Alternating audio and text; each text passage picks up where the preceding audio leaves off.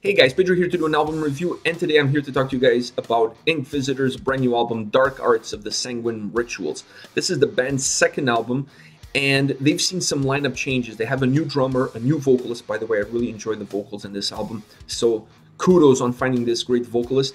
And this is, for those of you that don't know, this is an old school, really has that old school thrash metal vibe to this band. Having said that, this is a concept album, and they did use other metal genres in order to be able to really tell the story of this album. They incorporate a little bit of black metal, a little bit of death metal, and there's even a little bit of sprinkles of doom here and there.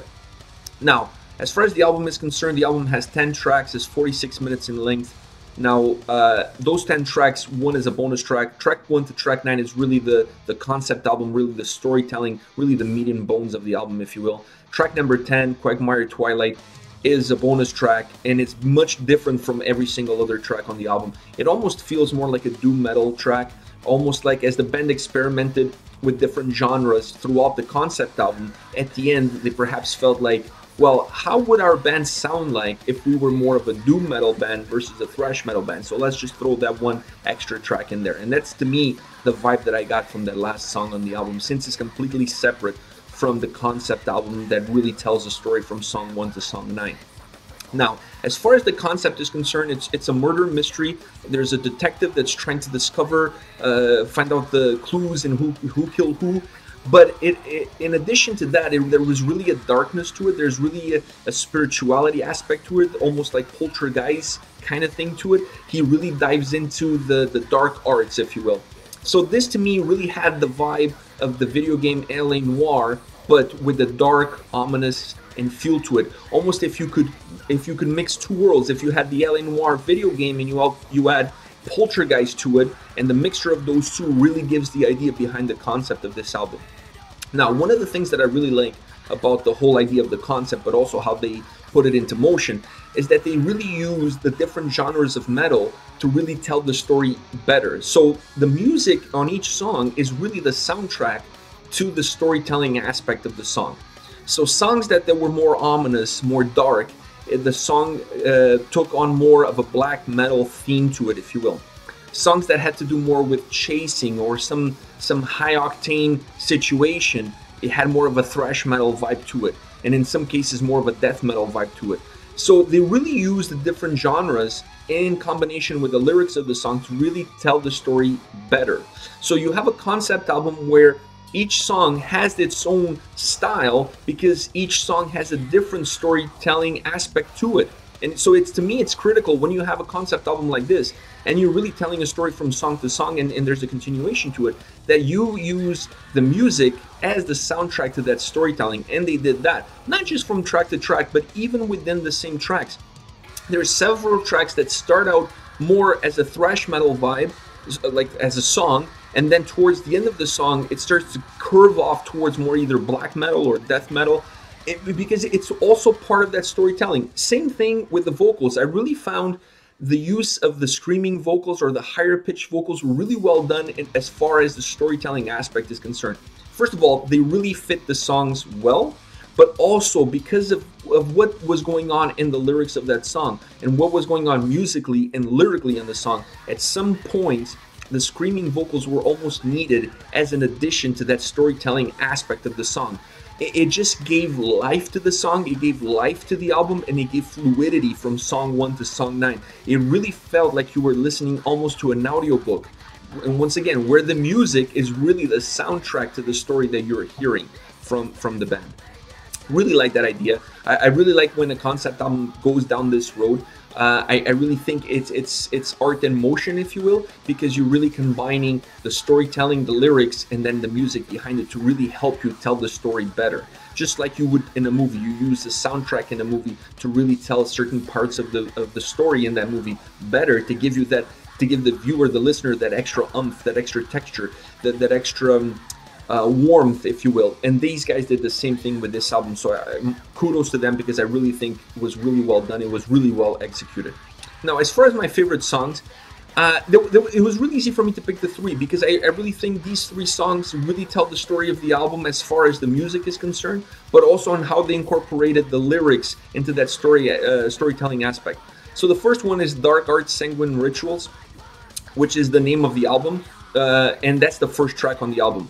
So Dark Arts of Sanguine Rituals is really starts off almost with the thrash metal vibe to it, really super cool riffs. And the moment the intro, there's a little bit of an intro that's a little bit slower, but once that intro goes through and the guitar riffs kick in, it really, to me, sounded like a perfect marriage of Annihilator and old Exodus. So those old school late 80s, early 90s Annihilator albums, also those old school late 80s, early 90s Exodus albums, this track really felt like a mixture of those two worlds coming together. It really had that old school thrash metal vibe, and it was a really, for me, I felt like it was the perfect introduction to this album. It was the perfect way to get started. It was the perfect way for them to captivate the audience with a song that had that high octane, that fast killer riffs. Also, the vocals in this track are absolutely phenomenal. I really like the vocals throughout the album, but I specifically like the vocals in this track. And this track, to me, it gave me a feeling like they were building towards something. Even though this was the first track of the album, to me it felt like the song picked up momentum as it went along. It wasn't just your run-of-the-mill thrash metal song that is just fast from moment one to moments last, and it's just super killer riffs. No, the song, there was a certain momentum to it, there was certain life to it, and you really felt that this song, to me, it gained momentum as it went along. Another song that I really liked was The Confession. To me, this song was not as much of a thrash metal song as it was an old school rock and roll song, with a little bit of a sprinkle here and there of death metal, even, if you will, especially in certain parts. But the part that I really like about this song was the screaming vocals. They use it towards the later stages of the song, and I really like the screaming vocals in this song because I really think those vocals in that spot really helps tell the story of this song. You really feel in that moment when those vocals kick in, you really feel like you're no longer listening to a song, but you're listening to an audio book. Almost like you're listening to a book, to a story being told to you. So those screaming vocals really carry a huge punch in this song.